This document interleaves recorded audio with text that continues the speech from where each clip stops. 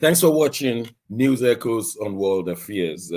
What we do here is to tell you the news around the world, give it some analysis so that you might have an informed opinion.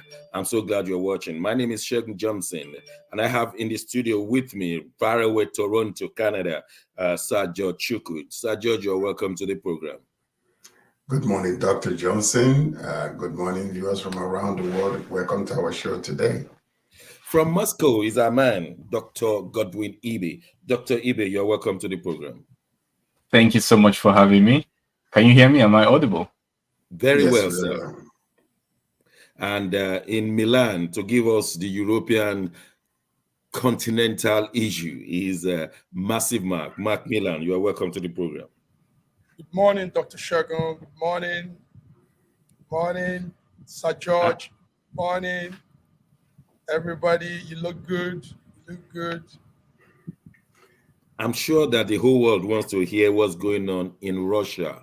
A few days ago, we were told that there was an abortive coup, and the Wagner group tried to overrun Moscow. Many people thought that was senseless and it will lead to bloodbath, but it's better to hear it from the horse's mouth. Dr. Ibe, you are not the horse, but please tell us exactly what went on there in Russia concerning this aborted coup. And we'll be talking later about the missing general. But tell us, let's hear from you. Yes, there's been for a while a feud, whether it's real public feud or is part of the script, but there's been public feud between the head of the private military contractor known as Wagner, or the orchestra, and the Ministry of Defense, General Sergei Shoigu, and also General Gerasimov. It's been for a while. There's been disagreements, mostly centered around strategy in the special military operation, and well, it led up to the mutiny which we saw, which was based on what many believe now to be fictitious claims that Wagner was attacked from the rear by friendly fire and led to a mutiny. But what we also got was that not all military commanders. Prigozhin himself is a businessman. He's not an army or a soldier or even a military guy, but he has a military council which makes most of the decisions. And we heard that just a few of them, some say around 1/4 of them, agreed with his plan to stage this mutiny. But it's stemming from some disagreement in strategy, and it's centered on more aggressive approach by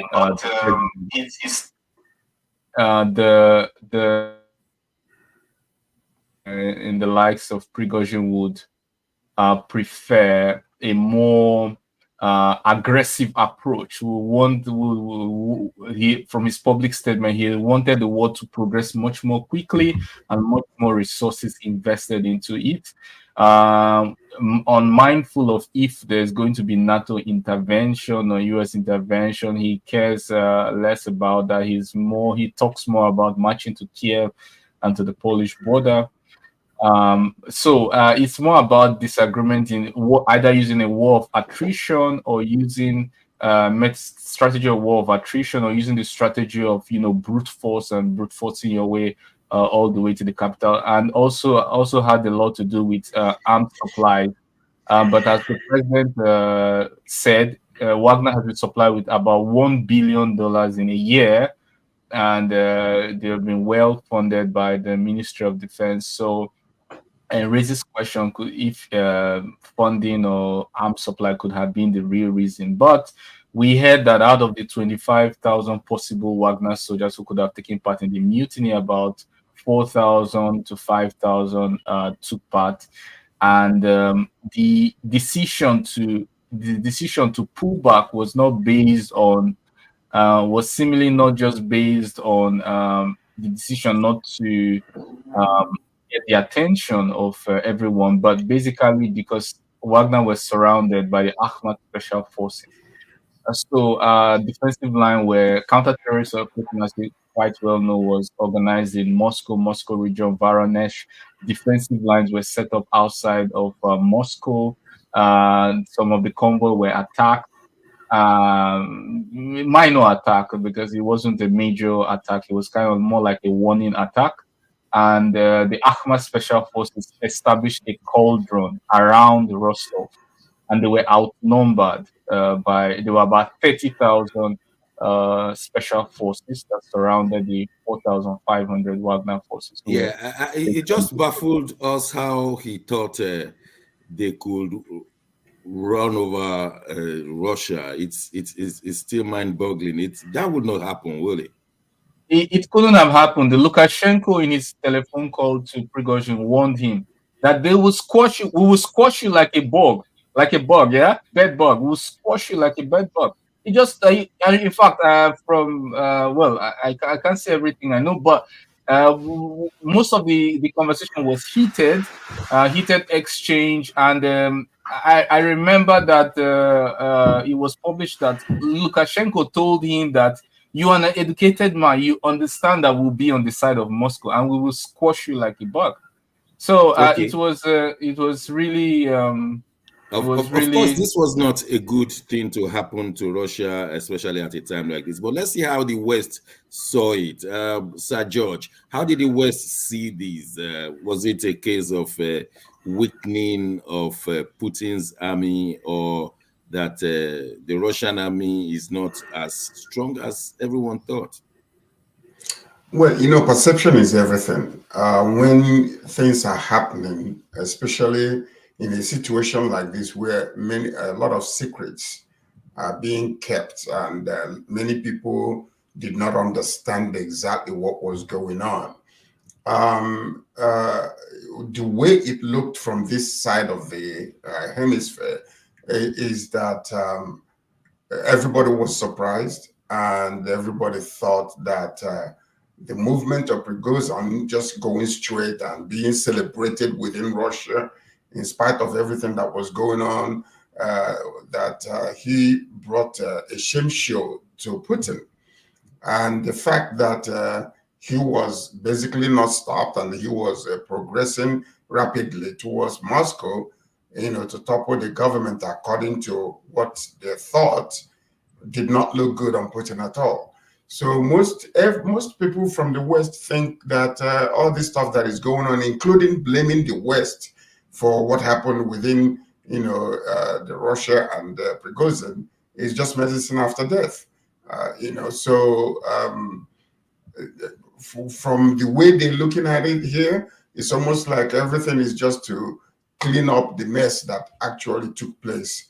That real mess indeed.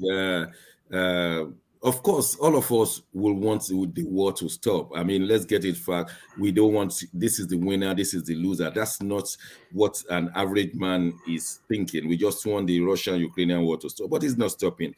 Mark in Milan, what do you think the Ukrainian leaders will be thinking with that one? Will they be thinking this is a plan of Putin to make us relax and weaken us and then overrun us, or actually Russia is caving in? What do you think the Ukrainians are thinking, their leadership? That's a very tough one. But what we know is the Ukrainians were probably a little bit happy that something like that was happening, at least to see bring an end to the infliction on them. But what we're looking at now, more importantly, is the aftermath of this purported coup. Disappearance of some generals. Some senior generals in the Russian army have no more. They are not seeing them in the public view. And some other little things. I know Dr. Godwin will probably say otherwise, but some things are happening, and we know there is a purging going on now. Two major generals in the army are nowhere to be found. That's I think the first one there is Gerasimov, the commander in the Russian army. He was holding one of the biggest office there. They say he carries the nuclear briefcase. Commander of the ground forces. Yes, commander of the ground forces. So he's not there. We're not seeing him again. Now, what is happening is it looks as if there is a kind of checking on who is on Putin's side and who is not Putin's side. You know, there is like an aftermath to check to see the rebellious one among them and to know who's really in. Now, one thing about one of the general, and that is General Surovikin. Is that Surovikin? Yes, Surovikin. Yes, General Surovikin. Surovikin came out that day to say things like he was on Putin's side, but still, Putin is looking at him like a snitch. You want to say? Intelligence that the Americans are gathering is that Putin has to dislodge many of these generals because some of them are not too. It's not really known. Their position in this whole thing is not very, very. Is dicey. So there's an attempt of blackmail in the Russian army. There's an attempt of mutiny. A lot of these things are showing up, and we are watching that. That's what we're watching. So the general, but it's good to ask Dr. Ibe again. What do you think is happening to these generals that are missing? Two notable ones. Are they missing, or they are being questioned, or this is the end of them? Okay, based on the information which I can reveal at this point in time, I'll be guided by the official statements we have been made and some other statement which maybe with time will come out in the media. First of all, General Surovikin and General Gerasimov are patriots, seen as patriots in Russia, and they are, especially General Surovikin, is quite very popular. If you read the Russian infosphere, very, very popular. It's impossible for anything to happen to them. So they are patriots, they are heroes, and irrespective of whatever could have been going on, you can be assured that it will be an internal classified information. Secondly, Dmitry Peskov, the spokesman to the president, has made a public statement to direct all questions. Without answering the question, he directed all questions to the Ministry of Defense, who hasn't commented on the incident. Now, the daughter of General Surovikin has said that his father is not missing and that his father just doesn't always like to be conspicuous, and that has been his routine behavior and character. He's not the person who comes. He's too busy to be on the media front. But if it's about missing or being arrested, that is false. That is what his daughter said, according to the media. So now it's left to you to believe that or not to believe that. But one thing I can assure you is that people like General Surovikin, who is extremely, extremely popular, if amnesty can be given to Prigozhin, how much more General Surovikin? I don't think it's something. And you believe that amnesty? Amnesty on the condition that on the fulfilled condition. Yes. I'll explain to you. There are conditions. There's conditions. This morning, Putin is saying that so much money has been given to the Wagner Group. I said that. I mentioned that. Yes, I mentioned that. $1 billion to be precise. Yes, it's 6 million rubles. He's taking down a lot of the allocation that comes to them. This is this morning. No. Putin didn't say. Putin didn't say how he allocated the money. No, Putin didn't say that. Putin only mentioned. Let's give Dr. Ibe a chance. No, but it's good to have that. But Ibe, you're right there in Russia. You're listening to the government news. But you see, when you have the both ends of the news, it helps too. Because I listen to both ends, as you quite well know. I also many of the information I've said here I got it from Western media and also Eastern media. For some things I've said, for example, many times here I've been from Western media, and basically No, I tend to prefer. One thing you didn't say is that there's intelligence. The West has an intelligence that I'm coming to that. I'm coming to that. The senior officers are being questioned by the FSB Security Service to verify who is loyal and who is not. So there's a drill going on right now as we're talking right about now on the on the senior officers. That's one Okay. from intelligence. Then the other thing you didn't say again from intelligence is that as at Monday, there was after that coup during the weekend, there's also some blackmailing documents that are coming out, and there's also some people. Do you know a lady committed suicide? A senior officer in a lady officer in the army. Do you know about that? When that is announced publicly, there are some intrigue. There are some things going on that probably. So I've heard both of what you said. Thank you so much. I've heard both of what you said, the intelligence and the blackmailing. Let me comment on that. So I was going to come to that, but you didn't let me finish. Now, concerning the general, I've said what his family members have said. Now, concerning the intelligence help, there's been rumors both here. I'll quote the chairman of the Security Council, Dmitry Medvedev, and the ex-president, who has said that this was conducted. This was a long-planned action with outside help. So, implying that the intelligence must have planned it. Now, on the Western media, they say that the US had known about this months before and refused to share it with NATO. And NATO was infuriated because they were afraid of, or maybe cautious, let me use the word cautious rather than afraid of the reactions of most Eastern bloc of NATO.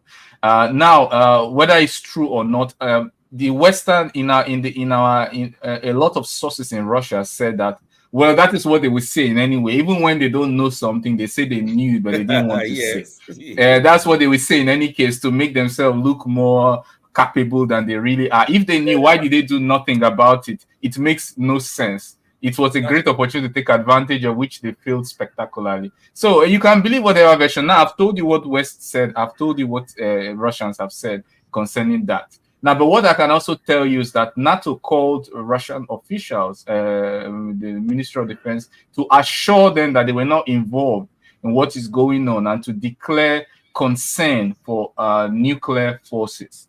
Because what the worst thing that will happen is for the nuclear forces to be in the hands of, quoting Western media, bandits. So I have not heard anybody say something about Putin blaming the West for what took place. Did that happen? Putin didn't blame the West directly for Prigozhin. No, Putin didn't blame. He rather talked generally. Yes, he talked generally about the Western blitzkrieg in the economy of the economy, but he didn't blame the West. Yes, specifically. Okay. So, but whether we like it or not, the facts can speak for itself based on the progressive move that took place from the time that Prigozhin was very, very upset about what has been going on. We knew there was some kind of a bone of contention between Prigozhin. So whether we are blaming somebody else or whatever the case might be, there was a crack in the hole, between the relationship between Prigozhin and Putin and the Russian government. So we saw that going on. The ranting and the raving and all the anger and the blame that was going on prior to this. So the point about it is that, it does not look good on Russia. And I know it does not look good on Putin himself. Internationally, perception is everything. He looks weakened by this move. So whether they had the opportunity to squash him or whatever the case might be, we saw that several helicopters came out and they were shot down by these people. The question was, Putin, was he in the country or was he taken away? Because there are rumors about that. So it never looked good on him. And a lot of Western media and the Western people are looking at it now. Putin, whatever he's doing right now, is trying to save face. That's what they're looking at it by. So now there are so many things that might have gone on that we don't know nothing about. But these are things that we see happening. So that's the way it looks right now. Thank you, sir. Those are plausible. About to call you. Dr. Ebe, just one more question before we go to the next one. At the beginning of the Russian-Ukrainian war, the idea that Putin was hoping for was that there will be a mutiny in the Ukrainian military and they will topple Zelensky. It has happened the other way around, even though abortive. What will you say to that? Now we've had, it's just probably you haven't taken note of that. There's been on a daily basis, so many Ukrainian soldiers surrender to the Russian side on a daily basis. But there was no mutiny against Zelensky, which Russia is praying for. There's what you call anti-retreat force. This is not some kind of research, well documented. It's everywhere in all media. Ukrainians have anti-retreat force. That is even when you are given an order to carry out a mission and you maybe change your mind or you decide to maybe not carry out the order, not even that you want to attack the government, the anti-retreat forces will finish you off. And this is already well documented. So in Russia itself, the society itself is not at war. There's no general mobilization, even though there's a military operation being organized in Ukraine. There is no, the economy is not on a war economy. It hasn't moved to a war economy. So there isn't those kind of counter-terrorist, general counter-terrorist regime or general martial law. There isn't any of such in Russia. That is why the rules are different for what is going on in Ukraine and what is going on in Russia. Nevertheless, what Sir George has said, some of them are actually plausible. After every mutiny, it's expected that there's a purge. And that is a general expectation. It is fair to assume that, and whether it's backed up by evidence or not. But what I can tell you is that, yeah. Will you agree to that it has weakened the position of Putin, especially internationally? People who know Russia very well will not agree with that. The reason is because there was never a chance. No one who really understood what was going on felt that Prigozhin had a chance, number one. And number two is that it was done in the optimal outcome. That's the second reason. And the third reason is that, once again, Russia has expressed what most people have always thought. That is this innate instinct to rally around the leader once there's a problem. They don't even want to understand the end of the situation, who is at fault. Once there's an issue, immediately they just rally around Putin. Okay, just one more question from what you have said. Did Prigozhin use that coup attempt as a bargain tool for something we don't know? Because I don't think any normal person will want to just run to Moscow and think he will overrun Moscow. Was he using it to bargain for something? Yeah, I can give you some hints, some evidence, yeah, which you can use to probably support your line of thought, because we cannot say for sure, but I'll give you some additional evidence. Number one, some of the troops that were marched along to 200 kilometers from Moscow, they didn't return back to their point of origin, meaning that leading some people to speculate that they were redeployed. Go ahead, keep talking.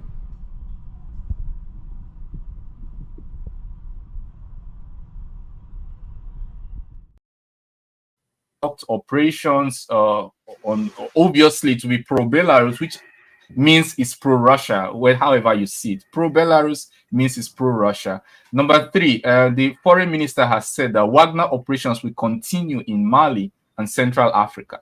So his Wagner influence has not been diminished in any single way or form in terms of what it really has been doing worldwide.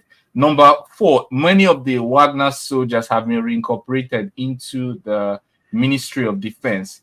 So when you look at everything holistically, you might say that maybe there's a plan which cannot be shared in the public at the moment, but some people have called it smoke and mirrors. Yeah, what exactly is going on? But definitely to draw a conclusion of Russia being weakened, I think it's a little bit too naive at this point, because there's a lot of control in terms of the situation. It was, many people have said the outcome is the optimum outcome. Any other outcome, even if you play this game any other way, any other outcome was disastrous. This is the optimum outcome of the situation. Thank you very much. We'll just leave it like that.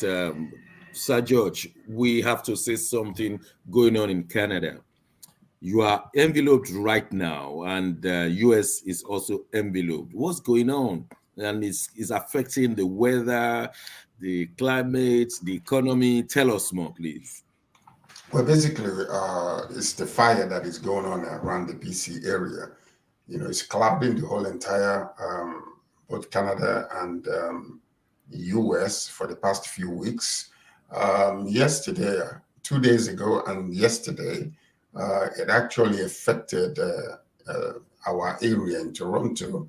You know, you can see how cloudy it was, and it's as a result of the fire that has been going on. So people were warned not to go outside if they don't have to, because of the quality of the air they might be breathing. So, and it's being worked on to be contained, but so far it has caused a massive interruption and disruption of the air that we breathe, and even flights might be affected some kind of way. So that's what's been going on. So they're trying to contain it. Science and technology, they've not been able to quench this fire. It's massive. It's really, really massive. They are doing everything possible to quench the fire, but it's going at a rapid movement. So they've tried. If they could have been able to do it. Help? Oh, well, Yes. They are capable of handling it here locally. It's just how big the fire is and what has been going on. So that's what it is right now.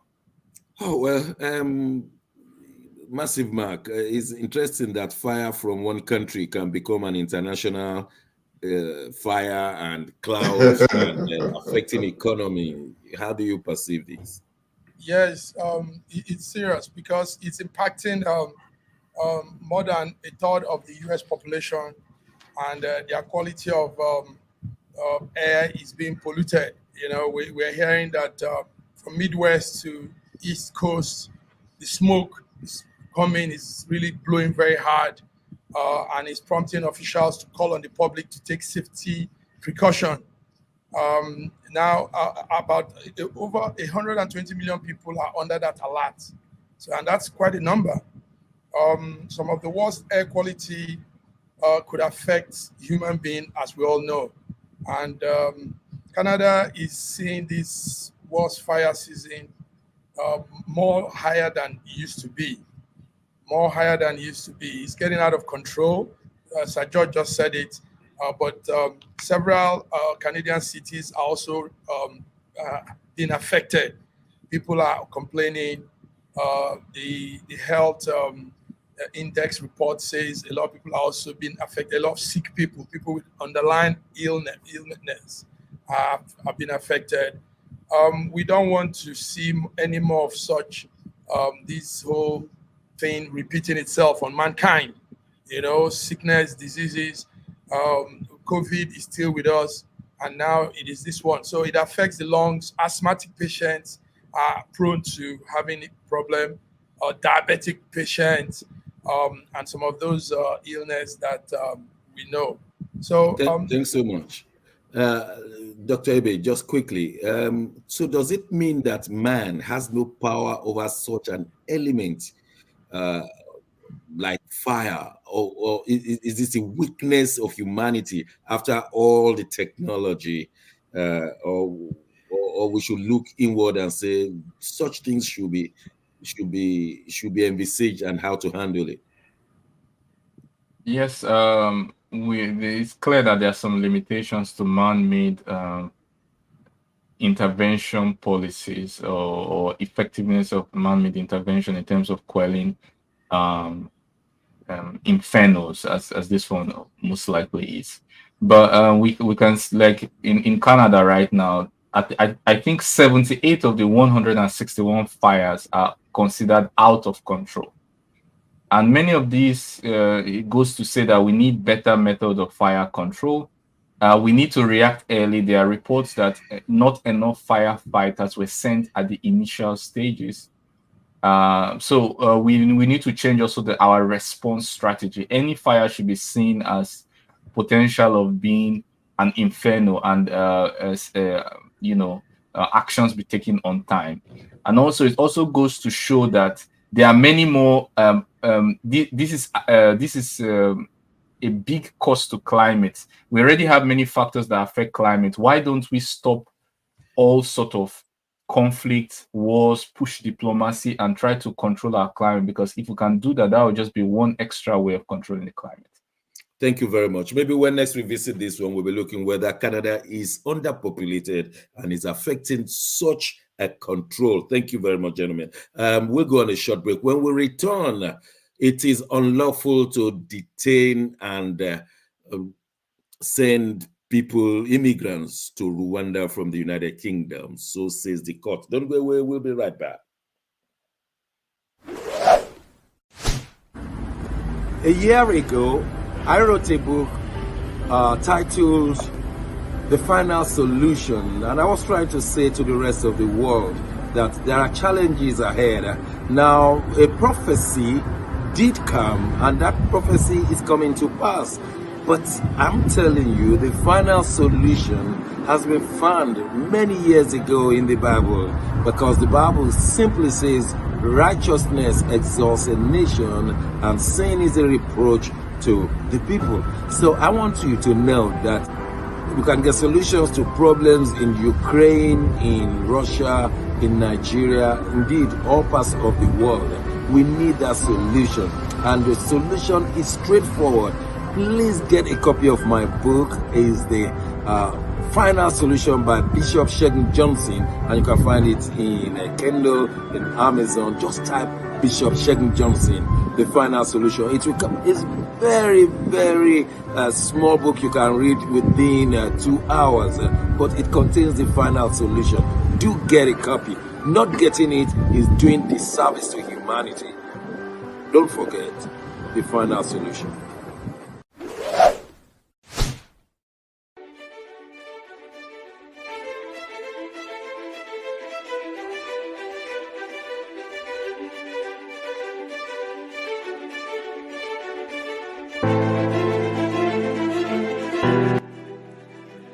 Hi there, I'm Mary Keurig, and I am a businesswoman in the United States, but I'm also the Global Content Vice President for the Sub-Saharan Open University in Nigeria.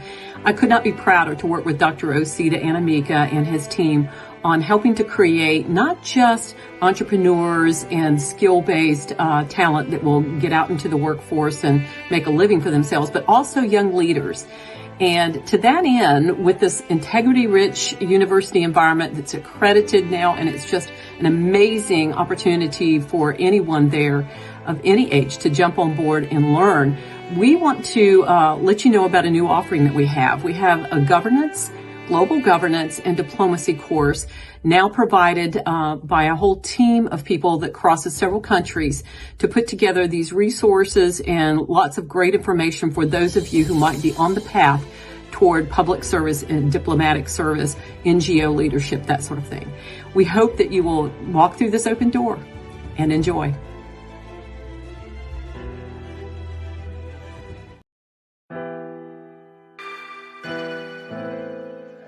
Schengen Story magazine is an African international bi-monthly magazine based in Milan, Italy, and founded in 2016. The publication focuses on personalities, fashion, style, entrepreneurship, and culture for Africans. Though articles on food, movies, fitness, music, travel, sports, technology, and books are also featured. Our lives full of best stories. A lot can happen in a month. Expand your mind, change your world. It's Schengen Story magazine's full editions, celebrating Africans make an impact. Read better, the inside story. Your fashion magazine for a better lifestyle, inspiring stories for you. Your monthly dose of entertainment, a better mind keeping you updated. Hashtag Schengen Story Magazine.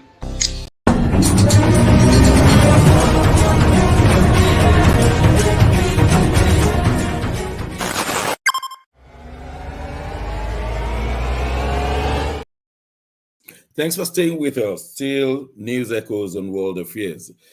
The British Court of Appeal has ruled that the government's controversial plan to deport asylum seekers to Rwanda is unlawful, as the African nation cannot be considered safe third country. And this has been going on for a while, and people have gone to argue in court human rights. And finally, the Court of Appeal came out yesterday robustly saying that it will be wrong to send anybody seeking asylum to Rwanda. By the way, it will be costing £169,000 which per person, which the government cannot afford. Yet, the United Kingdom is a small island that cannot take the rest of the world.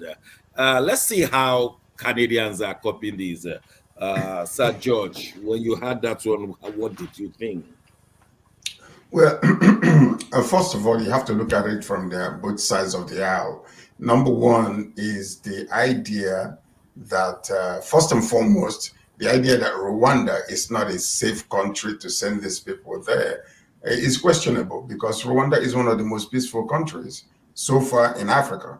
When it comes to the economy, it is not bad at all. But the question is whether Rwanda, with the kind of money that was given to them, 174,000, 174, did you say, how much did you say? 169,000, yeah. 169,000 pounds, but 174,000, dollars. Whether that will be enough to contain these people, rehabilitate them, train them, and then bring them back into the communities. So whether that's a good idea, because most of these people that are being returned to Rwanda are not from Rwanda. So if they're not being returned to their own home country, which most of them are claiming fear of persecution and all that, how are Rwandans, how would the government keep these people? Are they going to keep them, build houses for them and keep, because most of them are grown-ups. So these are the things that the court was looking into to see whether there's a better way of dealing with it. Now, looking at from Sunak's standpoint, he wants to stop the immigration that has been taking place and people coming into the country. And the immigration minister also wanted that to happen. But the funniest part of this that I looked at was, I'm looking at both of these. These are, they're seeming immigrants to UK. Both Sunak and the Minister of the Immigration Minister. So it's almost like you're looking at them. They like, are British, please. They are British citizens. Well, yeah. But I am so sorry. This is so funny, because I have seen where a lot when people like Sunak and they are British citizens. Bregman. Yes, Bregman, that's her name. That's her name. They seem to work a little too hard to please, the government, the indigents. We're doing our job. So if it was a white man who, like say, who was the prime minister and the immigration minister, you mean Caucasian? Caucasian. You would have seen a different type of approach to this.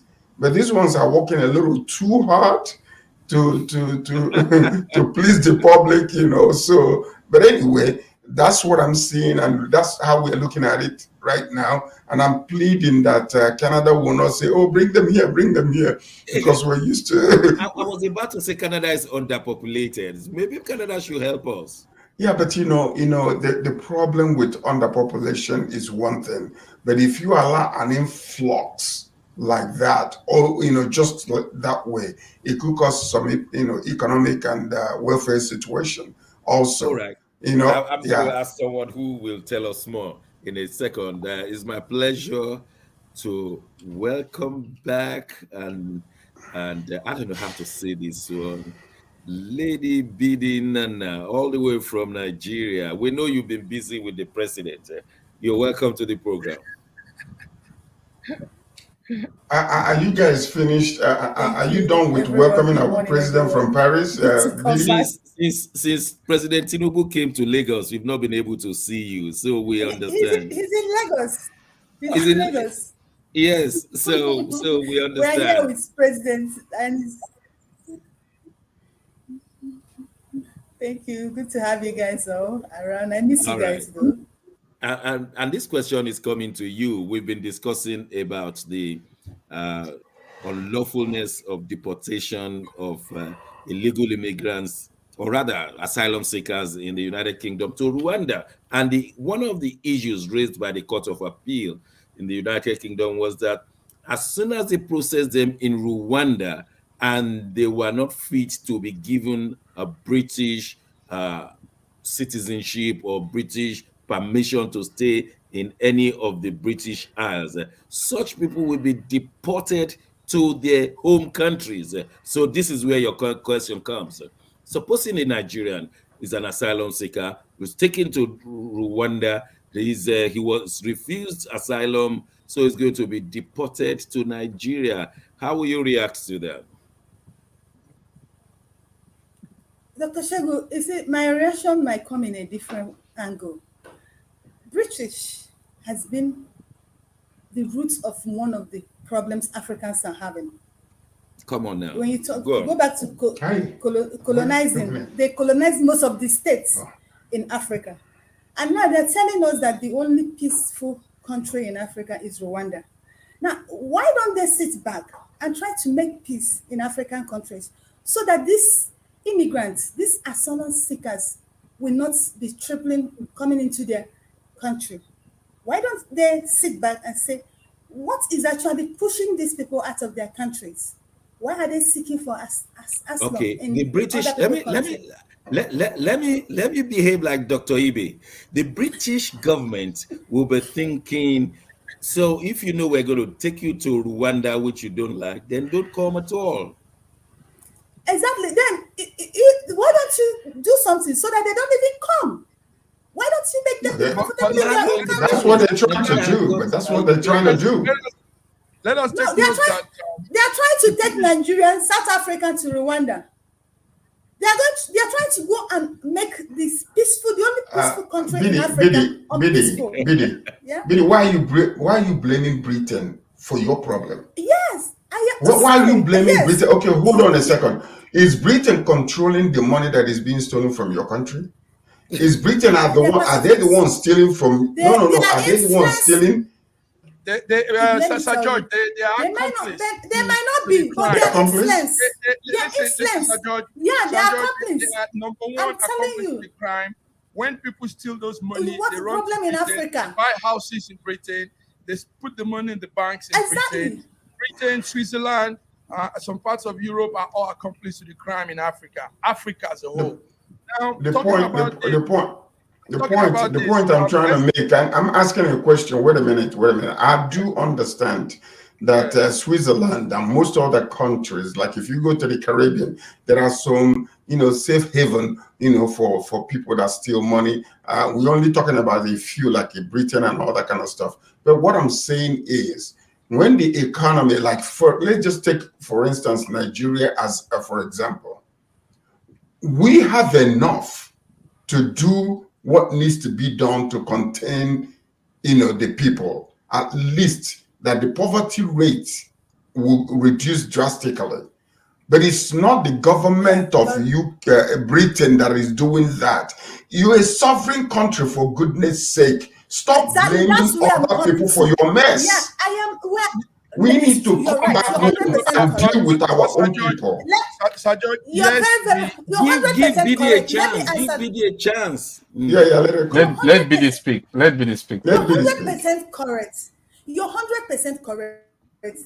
Now, let me tell you. Let me take example of what happened in Nigeria this year. Our election. They came. They were observers. What report did they give? The next thing they will tell you is that Nigeria is a sovereign country. They have right to make laws. Indirectly, they are influencing what is happening in African countries. Look at what is happening in Sudan. They are the problem in Sudan. Now, my point is this. rather than looking for going to dump other African countries in a Rwanda, they've said that Rwanda is the only peaceful country in Africa. Now they want to mess that peaceful country by giving them a lot of loads.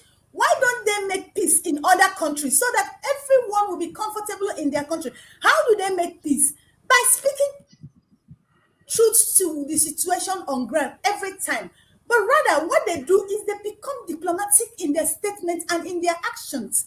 And it's destroying African countries. Now you say you don't want them in your country. Why don't you help them? You're like a big brother. You're like an uncle. You're like a father. I think that conversation will continue because Dr. Sir George is making a point. But let's hear from Dr. Ibe. Dr. Ibe, what's your position on this? If I talk, they say I've talked. So this is a talk show. This is a talk show. Please talk. This is a talk show. Well, you know, first of all, I would like to start my listen by saying that I respect the views, the voting power, and the choices of the U.S. citizens and residents, and I by no means intend to interfere in their domestic affairs. But as I'm being asked a question in a public talk show, you just take my opinion as a personal opinion with no bearing whatsoever on politics. Now, concerning the UK cities, what's going on in UK, the question that is being posed is what the UK government are doing. Is it in the best interest of UK? Like, we are not speaking of if it's in the best interest of Nigeria, because we're speaking about if it's in the best interest of Nigeria, then we'll be talking about the Nigerian government. But the question being asked is, in whose interest is this? So let me answer the question from the point of view of the interest of the UK citizens, right? What I believe, they know better, but this is my opinion. Now, the money that is being spent to take the citizen to the immigrant to Rwanda, it costs close to £200,000. Yeah. £200,000. If you gave £200,000 to anybody to those people in Nigeria who are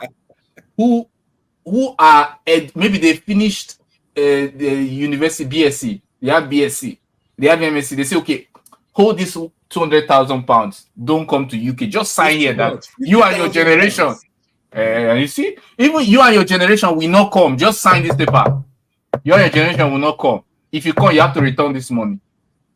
Come, you will see a long queue, very long queue. They will sign for themselves and their unborn children. They will sign it out for life. So now, is it in the best interest to give a country? Let me quickly say that it doesn't work that way, because those who have found their way to the United Kingdom, they are running from persecution. No, yes. You make a point. You make a point. I was going to come to that, but you make a point. You made a point here, which is great. I was even going to come to that. But you say that they are running away from political asylum, but that is not really true.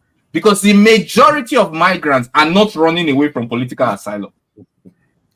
That is patently false. Economic migrants. They are called, you said it yourself. So it's patently false to say that majority of migrants are running from politics. It's just patently false. Now, they are mostly. They have to be. Let me tell you. Yes, exactly. The process is money. Processing itself is the money. You can prevent it. And this 200,000 we are talking about does not include the cost of processing. I hope you are aware. This £200,000 does not include cost of processing, which you are going to spend and pay immigration officers to process this document, to investigate them, to find their history and all of that. So if we know the majority, the basic problem, then you can go for prophylaxis, prevent it into solving. And what BD has also said is true, because you are going to create, you're also, the people that are mostly coming are the least in the society. That's they have like the least probability of succeeding in their home country. Now you instead of inviting the highly skilled, you're putting the low skilled in Rwanda, taking them back. So you are affecting the equilibrium in Rwanda, whether you like them, whether they are criminals. About that, nobody's exactly. let me give some salient yes, points. massive Let me Mark, give some your salient points position. on. Yeah, let me give some salient points on this. Not really my position, but some facts in this whole plan. So far, the British government has spent 140 million pounds under this deal. Yet nobody has been sent, but they spent 140 million pounds. That's 170 million pounds on this whole to arrange the house there to do the thing. The Nigerians will say, "Who sent you?" Yes, and now listen to this again. The main reason for this is the British government argues that this policy will try to stop the ferrying of people from that line of the sea. From France, by a gang, yeah, or by some gangs. And because that sea line, that line is actually one of the world's busiest shipping line. So they obstruct business. They obstruct the flow of business for the ship, the legit business going on. Pirates, basically pirates. And it's yes, pirates, and it's very very very hazardous for them. Now, also, one of the salient points in this is that the asylum they are granting these people does not mean they will permanently remain there. Now, when their papers are sent to, some of them will be brought back to the UK. Brought back to the UK if in their dreams. Yes. The wildest dreams. Now, listen to my own take now. See my take now. One take. I think it's not a bad idea. You know why? Obviously, Africans will keep running. I mean, people of lesser privilege in life will keep running to advanced countries, Europe and the rest. Now, if we have that situation there in Rwanda, that will build Rwanda, and somehow it will begin to navigate around Africa. Yes, somehow it's not true. Nah. I disagree to that point. Not because what they plan to do is also build employment facility, build it's not true. So let me give you her own point, counterpoint there. It's not true. Not true at all. It's totally wrong. This is it. I'm saying what it is. So anyway, this is how studied it. And the United Nations, take note also, United Nations is monitoring all this. And United Nations said this doesn't breach the United Nations Constitution. So UK is not doing anything really against human. It's just some group. It doesn't breach because Russia is not doing it. Once Russia does, it begins to breach. Anyway, just let's. You want me to talk? I've spoken. Anyway, so. Yeah, once Russia begins to do it, begins to breach international law. Let me tell you something. What you have just said now, it creates another additional avenue for bureaucracy. An additional avenue, just like the weapon supplies we have seen to Ukraine and how it ended up in the black market. You know, we heard Wagner using snipers from America. You know, mostly snipers from America. Most of this is just creating for laundering. If you want to talk about I'm creating no. What I'm speaking about is inefficiency. Yeah, what I'm speaking about is it will create room for inefficient grafting and all of this. You can prevent the problem at the root rather than allowing politicians to get rich off this scheme. Remember, by the time you are paying for this, the pirates have already made their money. There's a full ecosystem of this human trafficking. Full ecosystem. There's agent 1, agent 2, agent 3. There's these people that talk to the parents. There are parents that actually send their children. There are parents that actually willfully, consciously send their children. Agent 1, agent 2, agent 3. They are all made their money before you pay. Yes, added to this, I wanted us to highlight on Ukraine building a grain terminal in Nigeria. Oh, no. Yes, I know, but I'm just trying to see. Bidi, are you satisfied? I'm not satisfied with what Massive Mike is saying. It will not build any Rwanda. Rather, it will destroy Rwanda. Let me tell you. No. You don't understand immigration. Listen, I worked one time with immigration office here in Europe. And You see, some things like this, there is a long-term benefit. It might not be spontaneous. It might not be Now, that. let me tell you. Let me tell you. Benefit. Let me It's tell just you. that we don't have time. I will list out the benefit of such a program. Forget about the benefit. Forget what is written on the paper. We are looking at the reality. It's not written. Now, let me tell you. Let me tell you, Massive Mike, what you're saying is what is written on the paper. I was in Uganda.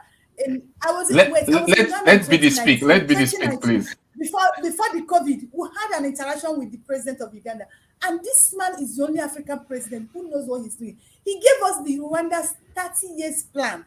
Now, British is saying that these people is too much for them. It will affect them, their economy, everything. Now they want to go and dump them in Rwanda. You know what that influence means in the economy and of Rwanda? These are people who already have their plans for 30 years. These people they are bringing, they are not part of their plans, and you just bring them. Do you know what it's what? It's no. Can I ask a question? I need to Massive Mark. Hold on. Yeah, and I'm gonna. You see, okay, listen to this, Biddy. I understand where you're coming from, and about the plan. Rwandan government accepted this money and accepted the deal. Are you trying to tell me that they are stupid, they are dumb and deaf to have hold tight. Let me finish before you answer, because everything you're saying here, you're just alleging based on your own, what you understand. A government have agreed. You don't even know whether Nigeria was approached, Senegal was approached, or any other country was approached. We don't know that. So we don't know the inside scoop of what went on before, Rwanda accepted to do this. Money has already been sent to them. Don't forget that. And, so that money is still lodged with them right now. The initial money has already, or spent, money spent. Right. So if Rwandan government felt that they are unable to handle this, and you're telling us that, they have their own 30-year plan, but they accepted the deal though. But let me add something. Let me add just one thing to what Sir George has said. Yeah, I'll let you speak, Biddy, just 1 second. Look, Sir George, what you have talked about now is the interest of the political class. You always have to separate political class and the elite from the people. Have you heard from people of Rwanda that they want immigrants to come to their country? People who are rejected people elsewhere, they want them to go. Have you heard from them? Of course, it's beneficial to the political class. You just pocket this money. The common man, the Rwandan man, don't want such people, outcasts or rejects into their country. They obviously don't want that. Yes, Biddy. Let me answer you, Sir George. Do you people know the history of Australia? Do you know the story of Australia? Yes, we do. We do. We want to settle with Rwanda first. So there are benefits. There are benefits. The one point, yes, there's benefits, and now we should consider the benefits, the advantage and disadvantage. There's disadvantage in what Rwanda is doing, but the disadvantage. But you haven't listed one advantage. We don't know. Except benefit of the political class. The only point I'm making is this. Why sending these people to Rwanda? Why can't they negotiate peace in other countries, other African countries, so that people will be comfortable in their countries? Every country. Oh my God, man! I don't understand where you're getting these visionary ideas from. Grandeur ideas about hold tight.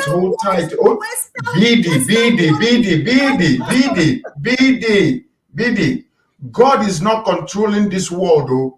If God is controlling this world, he has made the world in a complete and absolute mess. I don't want to go to heaven if God is in control of this world. So what we are saying here is, you can blame Rwanda, you can blame Britain. They are looking for a solution to an ongoing problem. Stop blaming little UK for your issues or Rwanda African issues. You people, you are independent countries that rule your own country. Answer me one question.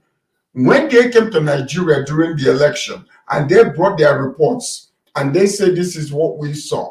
What did you expect them to do? To bring British military men to hijack Nigeria and force Nigerians to accept, who they believe that won the election? We have to delay the answer for that question till Wednesday. I'm afraid time has gone. The only thing I need to add for our students, undergraduate and postgraduate, is that the historicity of Rwanda should have been taken into consideration. These were people who killed almost 1 million people just because of the difference of the shape of their noses, and they want to inject another group of people that will destabilize the anthropology of that country. I don't think there is sense in that. But on that note, we come to a close on it, and if we have to reopen it next week, we will do. I want to thank all my colleagues from all over the world and our viewers all over the world. God bless you.